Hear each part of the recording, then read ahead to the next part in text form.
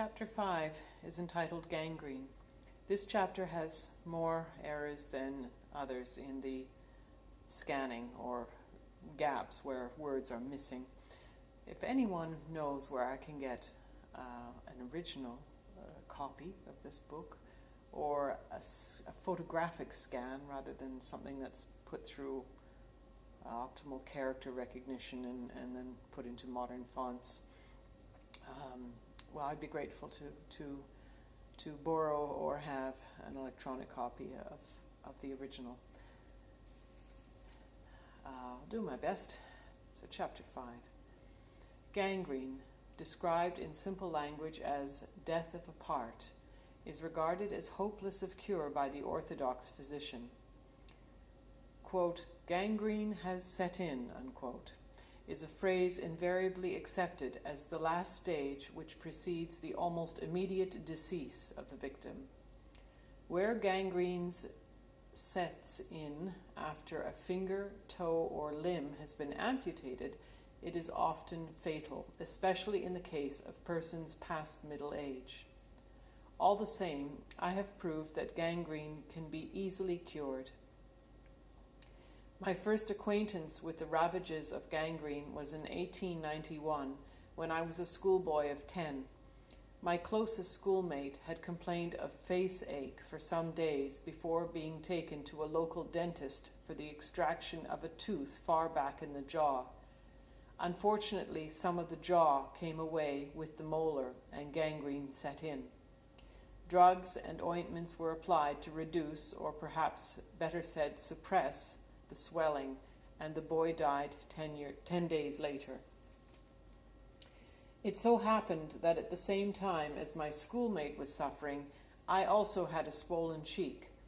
But the remedy my mother applied, she was a farmer's daughter, by the way, was a very different one from the, quote, scientific ones the doctors had applied to my young friend. True, my own swollen cheek was the result of having been stung by a lot of bees, owing to my having disturbed a colony of those interesting little creatures.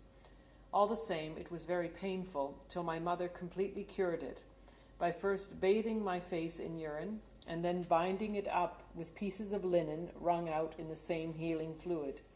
My cheek was normal in a few hours. This treatment was suggested to the parents of my schoolmate with a gangrenous jaw, but merely to be rejected with scorn and expressions of disgust. I have since come to know that urine compresses, combined with urine drinking and fasting, could have saved my unfortunate friend.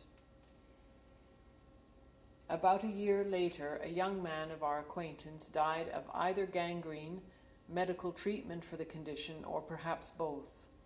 While he was ill, I used to go and read to him, and during one of my visits the doctor called. He was a very loquacious practitioner, and after a few cheering stock phrases, added that whoever found a cure for this dreadful affliction would merit a crown of gold. Had he, quote, read, marked, learned, and inwardly digested, unquote, the old book I have already quoted, on the value of urine for, quote, any green wound, unquote, he might have known that a cure had already been found years ago. As it was, I little thought then that it would be given to me to prove the truth of that sentence, and much less did the thought occur to me that it would not be a crown of gold I should receive, but metaphorically speaking, a crown of thorns. For although the story is not relevant to this book, I have had to suffer for my doctrines and their demonstration. The first case of gangrene I ever treated was in 1920. The patient was a lady of 53. She had been in the care of a well-known Bradford physician who was an authority on fasting and dietetics. Anemia had developed, the lungs showed signs of grave disturbance, and there was a gangrenous condition in one foot with a number of skin eruptions of varying dimensions on each leg. There was also a jaundiced condition which had turned her complexion to that of an Eurasian, and the whites of her eyes yellow. Her abdomen was distended and hard, and her body had become thin and scraggy almost to emaciation. Although the doctor was quite willing that my method should be tried for at least a month, I was loath to advise upon the case, for I felt that no period of less than 60 to 70 days would restore the patient to, here we've lost some text, perhaps health. However, to my surprise, some encouraging health, full stop, so something's missing here. Developments occurred fairly quickly and gave me the first opportunity of observing that gangrene is far from being that hopeless condition which the public and the doctors have been led to believe. By dint of fasting the patient on her own urine and water and rubbing urine into her body and applying urine compresses, at the end of 10 days, the kidneys and bowels were working, quote, overtime. And though the eruptions had increased, they were less irritable. The breathing became normal and easy. The patient slept better, and above all, the gangrenous foot began to show signs of healing. By the 18th day of the fast, the foot was quite normal. The urine had formed new skin. I don't understand what's missing in that. The urine had formed new skin. I think something's wrong. And there was no trace whatever of the livid abrasions. The foot had healed without even leaving a scar. Yet need we be surprised once we understand that urine is not dead matter, but so to say, flesh, blood, vital tissues in living solution? As the result of this cure, I was invited to take on another case of gangrene. It was that of a woman in her early 40s. Her right leg was in such a state of putrefaction that her medical advisor had urged amputation of the limb. The trouble had begun nearly 2 years previously with a swelling at the ankle. This had been ascribed to her occupation, which entailed much kneeling on a hard stone floor. She had submitted herself to many treatments, both orthodox and unorthodox, but her afflictions merely increased. She suffered from severe constipation, piles, eczema, anemia, insomnia, tic nerveux, general depression, sore mouth and tongue, face ache, eruptions at each corner of the lips, and above all, more cavities had occurred in the gangrenous leg. In spite of her tribulations, however, she was a woman of great spirit, and I had no difficulty in persuading her to fast on all the urine she passed, and up to 6 half pints a day of cold water, which she always sipped. During the first 5 days of the penance, the eruptions began to disappear, and the skin in every part of her body began to look healthier in every respect. The face ache vanished by the 2nd day.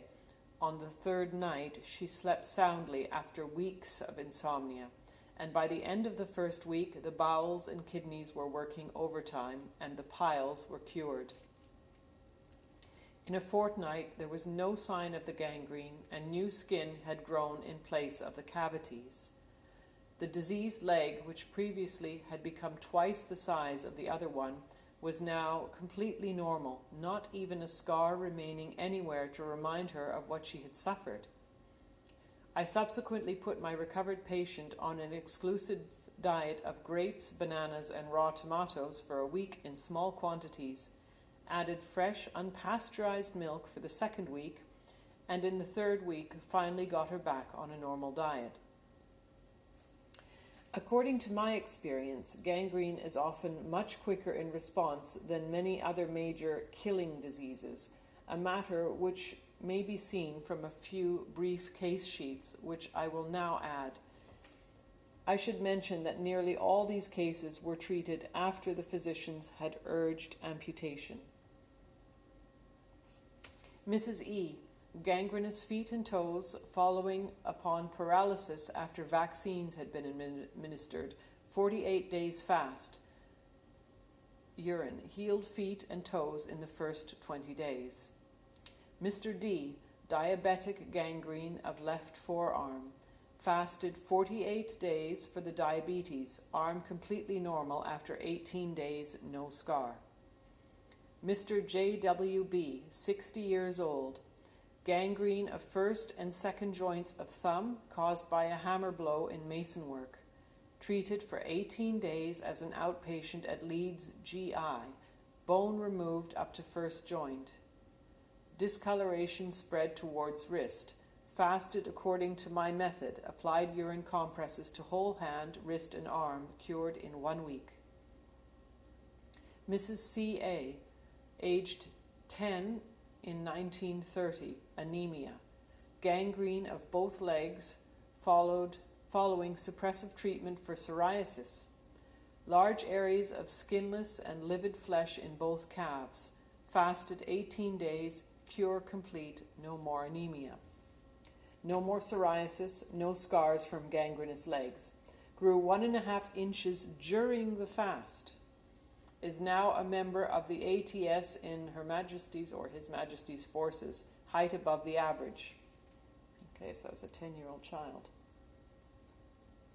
Mrs. B., gangrenous finger, also severe conjunctivitis following a year's use of atropine. Fasted 12 days for gangrene, then a week later undertook a second fast for the conjunctivitis, which cleared up the 23rd day. Age 38 in 1927, still looks much the same age. Mr. J.I., age 54 at the time, thumb cut by fishbone, gangrene ensued. Doctor attended him the same day. Surgeon's decision to amputate rejected.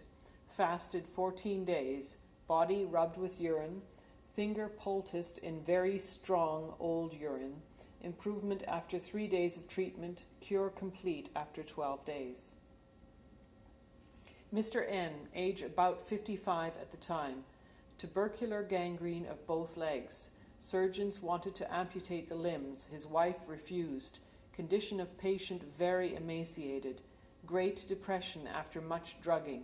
Fasted 42 days according to my method. Now walks as well as any man and enjoys the exercise. Mrs. L., age 48 at the time. Gangrene of both legs and feet after spilling a large vessel of boiling fat over them. Treated with plasters during 3 weeks by the missing text here. Could guess orthodox method, don't know. Result disastrous. Fasted 28 days with physicians, the usual treatment I advocate. Marked improvement after 10 days. Return to normal health after a fortnight.